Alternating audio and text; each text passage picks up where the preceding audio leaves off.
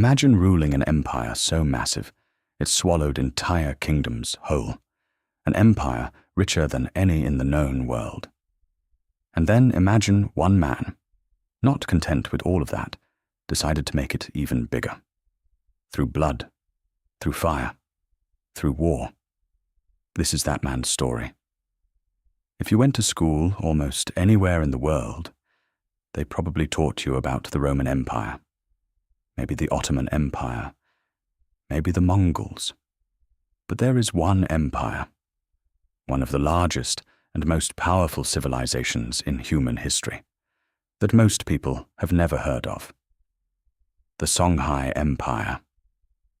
And at its absolute peak, it was ruled by a king named Askia Daoud.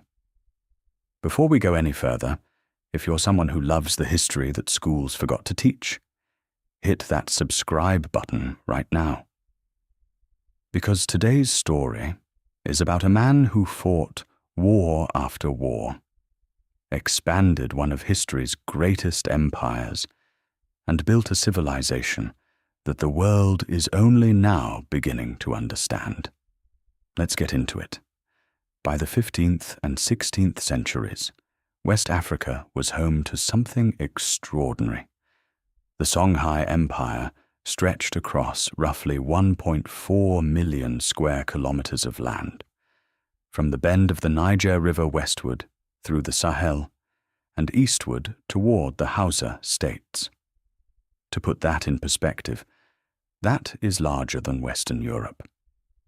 It was one of the biggest empires the African continent had ever seen, and at its commercial heart sat a city that the world had almost completely forgotten about: Timbuktu.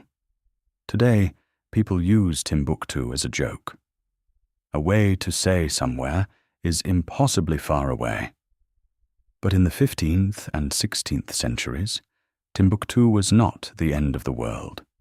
It was the center of it. Scholars came from across North Africa and the Middle East to study in its universities.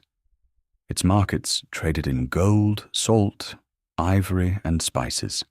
The manuscripts produced in Timbuktu, hundreds of thousands of them, covered everything from astronomy to medicine to law. This was a city of knowledge and wealth at a time when much of the world was still catching up.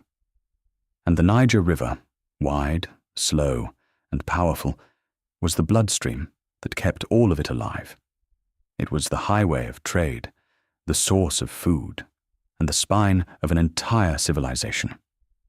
Into this world, Askia Daoud was born. The exact year is recorded by scholars as around 1510. He was the son of the legendary Askia Muhammad the Great, a ruler so celebrated in African history that he is remembered as one of the most important Islamic leaders West Africa ever produced. His father had already transformed the Songhai Empire. He had expanded its borders, reformed its government, and made Timbuktu the intellectual capital of the continent. Being born the son of Askia Muhammad should have been an advantage. And in some ways, it was. But in other ways, it was a curse.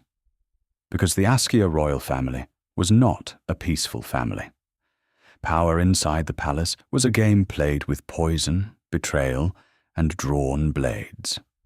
After Askia Muhammad the Great was deposed by his own son in 1528, the Songhai throne became something dangerous, something men killed for and died over. In the 21 years between 1528 and 1549, the empire went through a series of rulers in rapid succession. Brothers removed brothers. Cousins turned on cousins. Every change of power came with blood. The empire that Askia Muhammad had built with so much effort was being torn apart from the inside by the very family that was supposed to protect it. Through all of it, Daoud watched. He was patient in a way that most men in his position were not. He understood that power grabbed too quickly could be taken just as fast. And so he waited. He learned. He built alliances quietly. And in 1549, when the moment finally came, Askia Daoud seized the throne. He did not take it with luck. He took it with strategy, political intelligence, and the kind of cold calculation that only comes from watching 20 years of other men make fatal mistakes. But the throne he now sat on was not stable. The empire he now ruled was enormous, but it was sick. Decades of internal power struggles had eaten away at its foundations. Provincial governors in distant territories had stopped paying tribute. They had seen too many kings come and go to take the new one seriously. Vassal states along the empire's edges were pushing back. Saharan trade routes, the arteries of Songhai's wealth, were being raided by desert bandits who had grown bold during the years of chaos. The empire was not broken, but it was badly cracked. And everyone with ambitions of their own knew it. Askia Daoud assessed what he had inherited with clear eyes. He understood that the only language that would restore order across an empire this vast was not diplomacy. It was force, specifically the kind of force that made people think twice before ever challenging the crown again. And so he built a war machine. The Songhai military, under Daoud, was a sophisticated and terrifying instrument. It had three main components. The first was the infantry, tens of thousands of foot soldiers drawn from across the empire, organized into disciplined units and loyal to the king personally. The second was the cavalry, mounted fighters who could cover ground fast, strike hard, and disappear before an enemy could properly respond. But the third component was the most uniquely powerful of all, the Niger River War Fleet. Songhai operated a formidable fleet of war canoes along the Niger, capable of moving large numbers of soldiers and supplies hundreds of kilometers in a fraction of the time it would take by land. No other power in the region had anything like it. It gave Daoud an advantage that his enemies never fully figured out how to counter. He paid his soldiers well. He demanded fierce loyalty and rewarded it generously. He understood that an army that trusts its king fights harder than an army that merely fears him. He also understood speed. Daoud moved his forces quickly, striking before enemies had time to prepare, before they had time to send for help, before they had time to do anything except realize the Songhai army was already at their gates. The first order of business was the empire itself. The provincial governors who had grown comfortable with their independence during the years of chaos quickly discovered that the new king was not interested in negotiation. Daoud moved against internal rebellions with calculated force, crushing them before they could spread. He did not massacre indiscriminately. That would have been wasteful and counterproductive.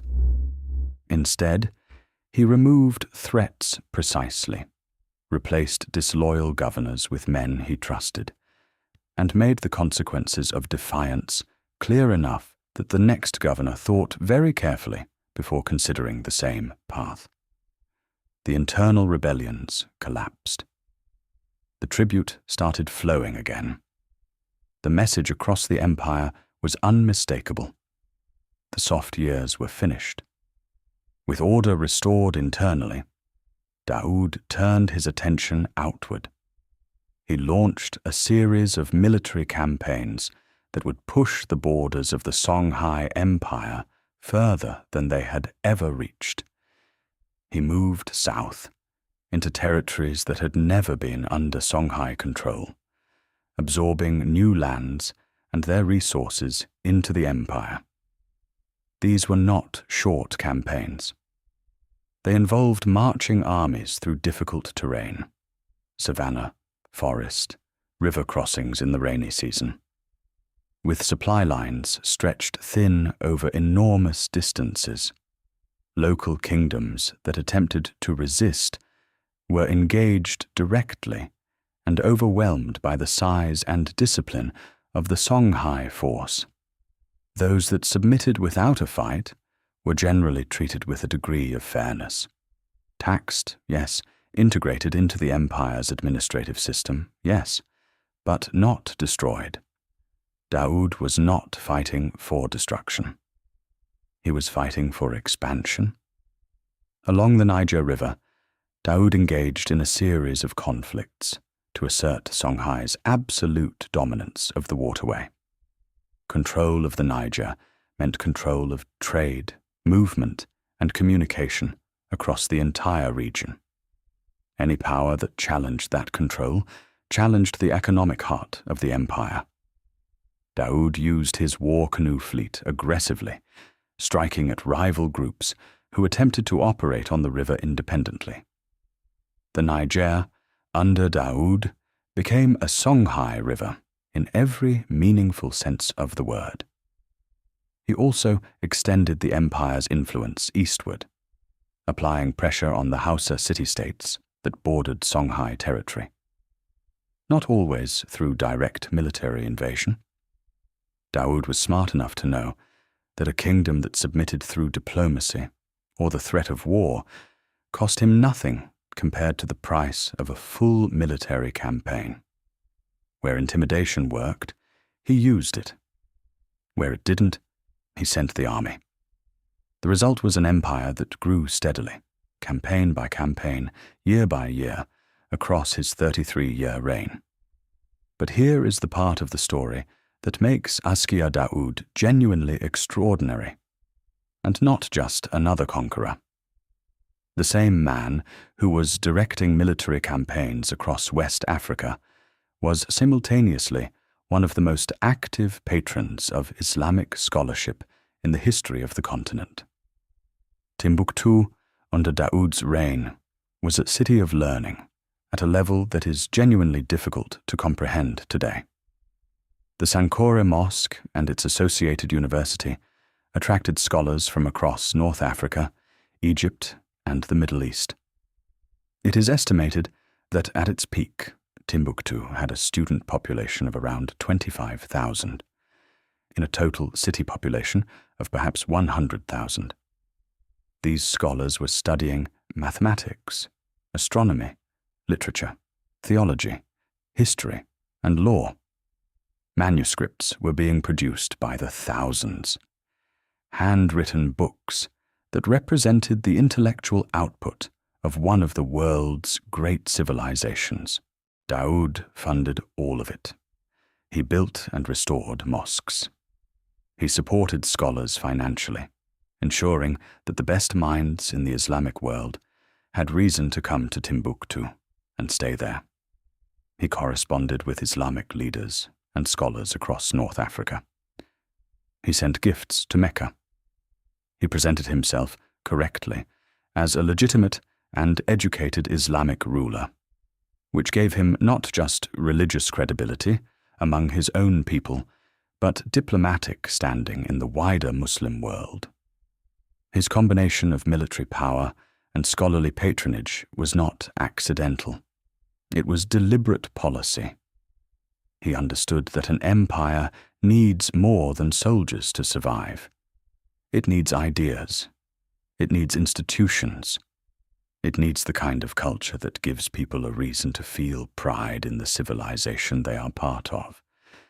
But even the greatest king cannot hold everything together forever. The Songhai Empire under Daoud was as powerful as it had ever been. But it was an empire under constant pressure. The sheer size of it made it almost impossible to govern perfectly. At the northern edge, a new threat was quietly growing. The Saadian dynasty in Morocco had consolidated power and was looking south, toward the Saharan gold and salt routes that the Songhai Empire controlled. These were trade routes worth an enormous amount of money, and Morocco wanted access to them. The tension between the two powers simmered throughout Daoud's reign, never quite boiling over into open war, but never going away either. Inside the palace, the Askia family's tradition of political violence never fully stopped. Managing ambitious relatives while simultaneously running a military campaign is the kind of pressure that would break most men. Daoud managed it, but it cost him.